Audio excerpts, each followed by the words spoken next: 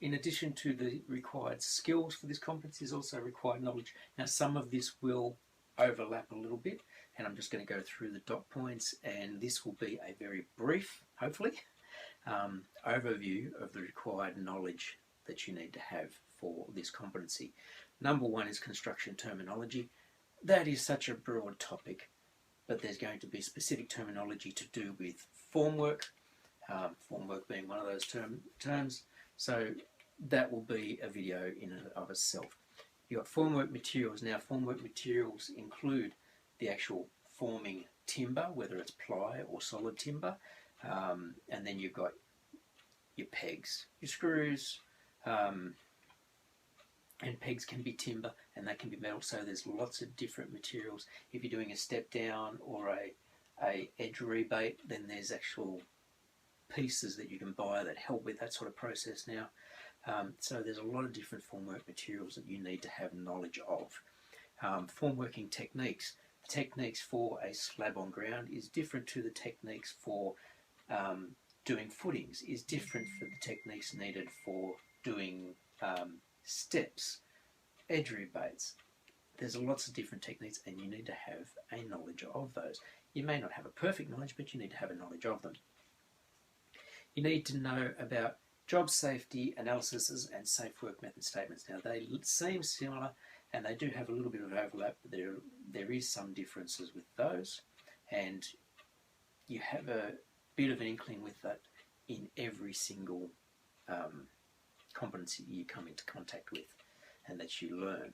So that'll be a video on its own as well, I think, rather than doing it over and over in every single competency. Material safety data sheets, the MSDS.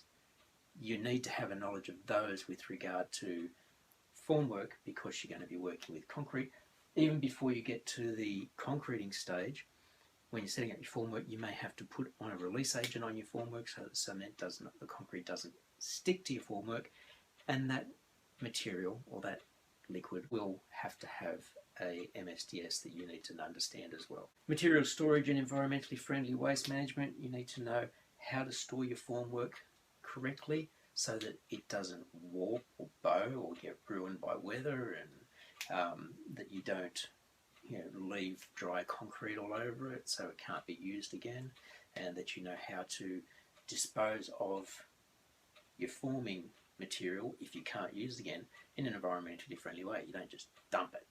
You need to have a knowledge of plans, specifications and drawings. That's going to happen in a lot of things, whether you're doing framing, formwork, concreting. You need to have an understanding of those sort of things. Plant, tools and equipment types, their characteristics, uses and limitations. So plant, large equipment such as bobcats and other machines. Tools, your hand tools, your power tools, and equipment types, the different types of formwork. You need to understand the characteristics, all of those, what's the best use of all of those things, and what are the limitations of those things. Like, you can't go pushing a tool beyond its limit, and you don't go making sure, you need to make sure that you can select the right tool for the job. That's part of your knowledge base. You should have a knowledge of processes for setting out and measuring. That's a pretty important knowledge base to have when you're doing formwork, because you need to be able to set out before the formwork goes down, and measuring off boundaries, measuring from one point to the next, measuring heights. You need to have a knowledge of processes for calculating material requirements. Now, in this case, it's for formwork, so lineal measurements, height measurements for forming, how many pegs you might need, how many screws you might need depending on the size of your form. So you need to have a knowledge of how to figure that stuff out so that you don't under order, especially, but not over order as well. You need to have an understanding of the quality requirements for formwork. Formwork needs to be square, it needs to be solid enough so that it doesn't get bow out with the weight of the concrete. And the quality requirements of something for a slab that's just on the ground is going to be different for something that has a tall formed slab or pylon slab and that sort of stuff. And this is just for formwork, for slabs on ground and footings. And the quality requirements for those are going to be different as well. You need to have knowledge of the requirements of application and requirements for line, level and plumb in construction projects. This is important with these because line is basically your straight line from one point to another, and you're marking out a slab for your formwork. You need to make sure you're going in the right line. You don't just have a starting point, you know, the right distance off your other boundaries on your site. And then you have level. Your top of your formwork obviously needs to be level, which is horizontal, and then you've got plumb, which is 90 degrees to the earth basically, or to the center of the earth. Technical definition for that is that if a straight line was to go from this point down and it went all the way to the center of the planet because of gravity, that's the terminology for plumb.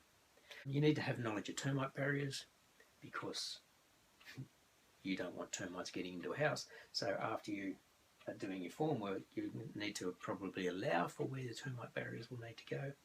And you need to have knowledge of workplace and equipment safety requirements, as with just about everything in the construction industry.